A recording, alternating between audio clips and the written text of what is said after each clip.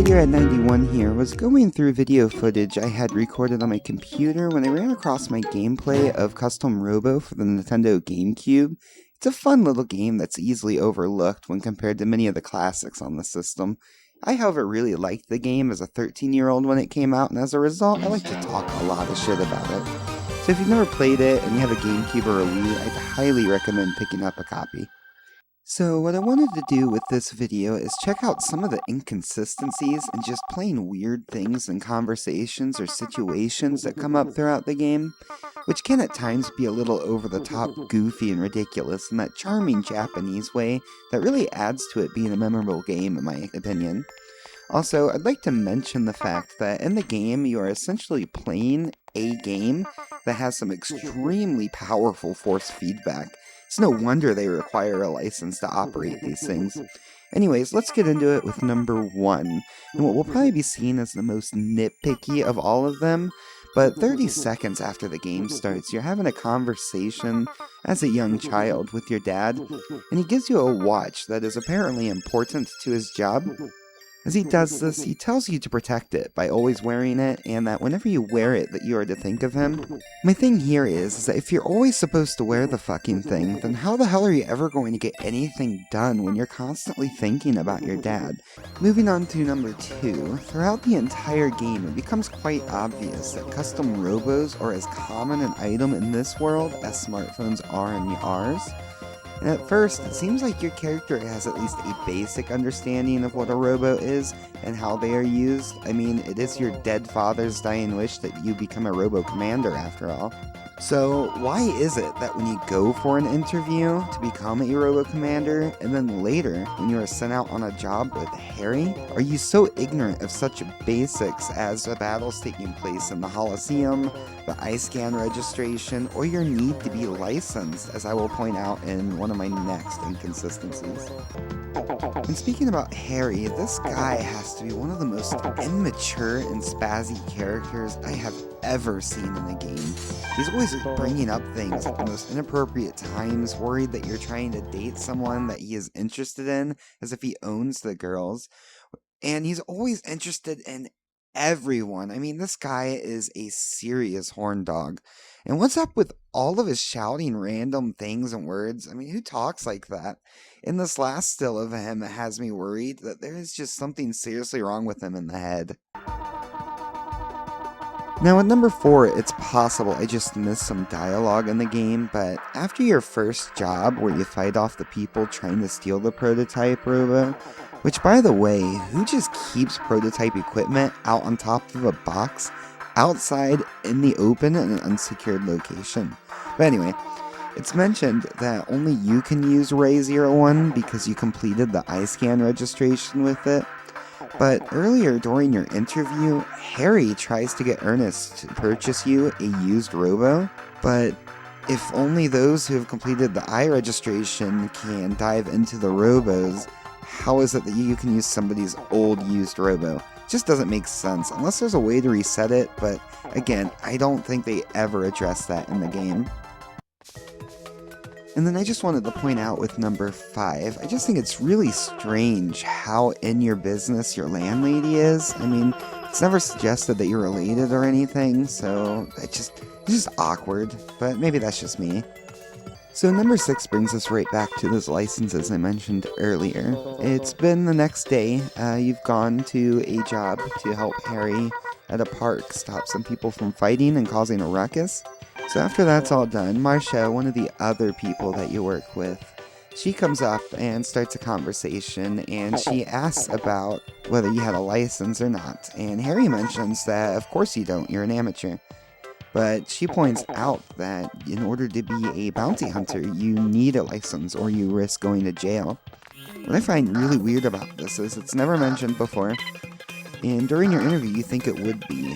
Ernest should have asked you if he was competent about you having a license, because he'd be the one on the hook for it, as it's pointed out later. And I just think it's weird that it's never brought up, and just how incompetent they are. I mean, you're really going to risk going to jail over hiring somebody you don't know? So the next day after getting your license, you're sent out with Harry to go deal with the situation right back at your apartment complex. That's all taken care of pretty quickly. It's pretty easy. Marcia shows up right after it's all taken care of again. And Ernest calls her to tell her that Marv, who is a wanted criminal, has been spotted at a cafe. It's pointed out that since Ernest was there and saw him with his own eyes, why he didn't catch him himself. Apparently he's so incompetent or can't handle his coffee that he didn't even notice him, and he says it was too late by the time he realized it.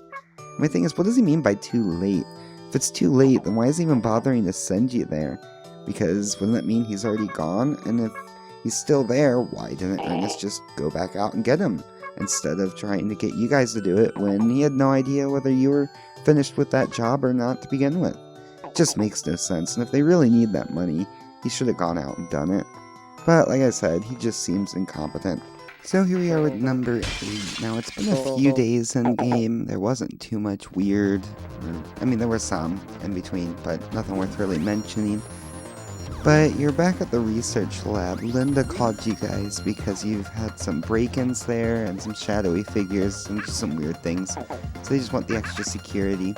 So you're there that night with Evil, who's part of another bounty hunter group.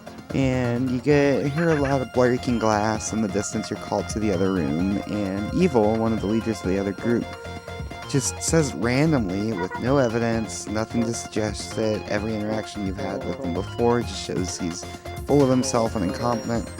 But he suggests that there was a bomb planted, and you all start freaking out and look all over for it, and it is weird. There's no evidence for it. There's no reason for anyone to believe it, and with how he's proven himself to be completely ridiculous earlier in the game, it just makes no sense why anyone would take him seriously at this point. So this next one is kind of small, but I want to point it out. So you get called back to Bogey's Cafe because the robo that was tearing up the city is back and is tearing up his place. You get there and Harry wants you to fight it. Not because he thinks you're going to be the best one to fight it. I mean, throughout this entire game, even after this, he still thinks he's better than you and keeps talking about how much of an amateur you are compared to him, even though he's never beaten you. But he wants you to fight it because he wants to see the Holosseum it has, not because he thinks you're the best choice. It just doesn't make sense. I mean, who's letting this guy make the calls anyways? Makes zero sense to me. But it is what it is. And then right after you take care of this robo, Mira, Harry's sister, shows up with Linda. And they start talking about something that you can sense and can tell is kind of important to the story. But they start talking about this in front of you, but when Harry asks her about it, she says she can't talk about it. So my thing is, if she's supposed to be a professional, she's supposed to be a police professional, she mentions later how she couldn't say anything to him, why is she saying this now in front of everybody? It makes no sense. You could wait a few minutes until you have some privacy to speak with other people that are privy to that information, and not somebody I would trust with secrets like that if they're going to be talking about it out in public, especially when they know they're not supposed to. And this honestly is just one of those goofy things in the game that I just absolutely love. And once again, I just want to point out just how weird this relationship is. Again, they never mention or even indicate that there's any relation to them as family at all. Other than that, she's just your landlady. Maybe she knew your dad, I don't know. But she's really in your business, and she's talking about you having kids, and it's just weird. It's just weird. I don't even know what to say here. And this guy just always makes me laugh. I don't know why. He just reminds me of that one guard in Metal Gear Solid. And honestly, this one makes me laugh too. You just beat this researcher. He is a researcher for the Zed Syndicate, and he's been researching illegal parts. After you beat him, he's starting to explain to you what illegal parts are because you have no idea, you'd never heard of them before. And when he's finished, he says, since I'm done explaining, I'm going to pass out now, as if he was just waiting to pass out to just finish explaining it. I just always found it kind of funny. And then finally, at the very end of the game, you're having a conversation with Marcia's brother, Sergei, and he plays the leader of the Zed Syndicate's last message, which turns out to be your father. And your father's telling you this whole story and how proud he is of you and what all happened and what else needs to be done. But he tells you that you need to trust Sergey like you would trust him. And I don't know, maybe it's just because I have a terrible relationship with my father, but when I heard that, I'm like, well, one, this guy doesn't even know who you are. You left when he was a kid. He saw you once a month when you were around. But you want him to trust you? Listen, you asked me to trust you, or trust somebody else like I trust you, and I hardly know you? Well, you're not asking for much trust, in my opinion. And that's gonna be it for all the weird inconsistencies and just goofy things I noticed. And there are more. If you've ever played the game, or you watched the entire playthrough I put up, you would know there's so much more. The game's just goofy. It's silly, it's funny, it's a fun game. It's really worth playing, and I really hope you enjoyed it. If you have any other recommendations, I do have more videos coming out and planned for the future. Any comments or suggestions would be greatly appreciated, and until next time, I will see ya.